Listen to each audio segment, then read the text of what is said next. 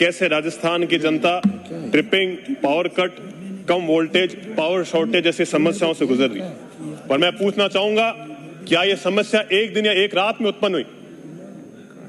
जो खुद की जिम्मेदारियों से 5 साल भागते रहे, वो आज हमसे 5 महीने का हिसाब मांग रहे। आज के परिदृश्य में मुझे एक कहावत याद आती है कि बैरी नेत बुलाया कर भाया सुरोस, हाथा कीजिए कामड़ और कीने दीजिए दोष।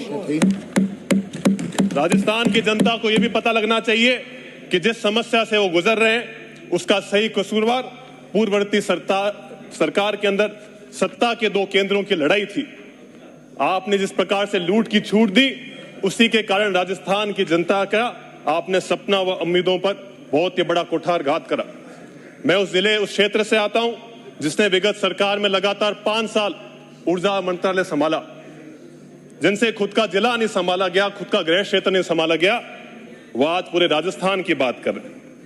बीकानेर जिले में एकमात्र 400 केवी का जीएसएस 2019 से ओवरलोड चल रहा था। यहां 630 एमवी का ट्रांसफॉर्मर पर 900 का लोड है।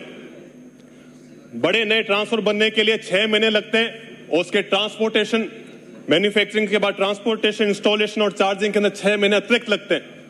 तकरीबन 12 से 15 महीने का टाइम लगता है। 2019 से हमें लगातार 500 एमवी का अतिरिक्त ट्रांसफॉर्मर की आवश्यकता थी, परंतु आपने उस पर ध्यान नहीं दिया।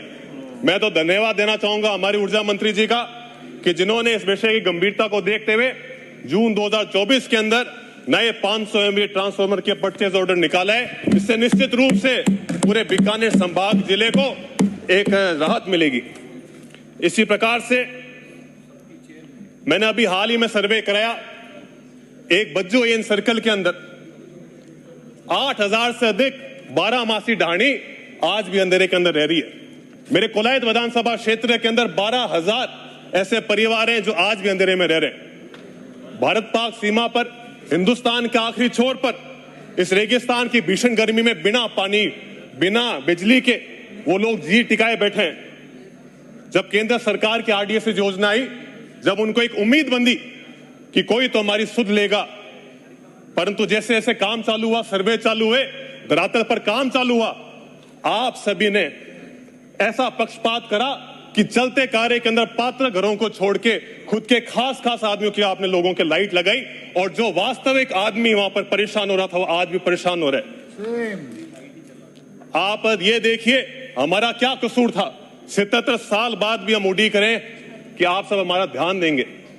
मैं उम्मीद करता हूं इसी प्रकार से सौभाग्य योजना के अंदर केंद्र सरकार ने कांग्रेस सरकार को 2021-22 के अंदर तकरीबन 358 करोड़ का फंड दिया। उसके अंदर से बीकानेर जिले को तकरीबन 93 करोड़ का फंड मिला, परंतु देखिए 6 महीने तक डिस्कॉम फाइल दबाती रही, उन्होंने टेंडर नहीं करे। जब देखा कि आखिरी 1 महीना बचा है, तुरंत प्रभाव से टेंडर करना पड़ेगा, नहीं तो फंड लैप्स होगा, ओड़वा हमको मिलेगा, तो आनंद फानन में उन्होंने टेंडर करा। उसका नतीजा ये निकला कि ना आप वहां पर काम करा पाए, ना आपके पास सामान की उपलब्धता हुई, ना ही ठेकेदारों ने उसमें इंटरेस्ट दिखाया। उस कारण से ये तकरीबन 358 करोड़ रुपए भी लैप्स हुआ। मैं उम्मीद करूंगा इस नए आधुनिक भारत के अंदर, मोदी जी के सरकार के अंदर, भजनलाल जी सरकार के अंदर, हम आरडीएसएस योजना के तहत जो भी ढाणी वंचित है उसमें कांग्रेस बीजेपी छोड़ते हुए जो भी पात्र ढाणी है उनका नए सर्वे कराए, और जो अंधकार में आज रह रहे हैं उनके घर में अपन रोशनी लेकर आए।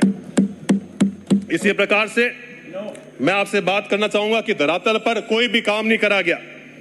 हम ये देखते हैं कि थोथी घोषणाओं का एक अंबार लगा दिया गया, सिर्फ सस्ती लोकप्रियता के लिए कोई धरातल पर काम नहीं करा गया। हमारे क्षेत्र में 4 जीएसएस मौखिक रूप से आपने घोषित कर दिए, पर आज तारीख तक बिल्कुल भी काम नहीं करा गया।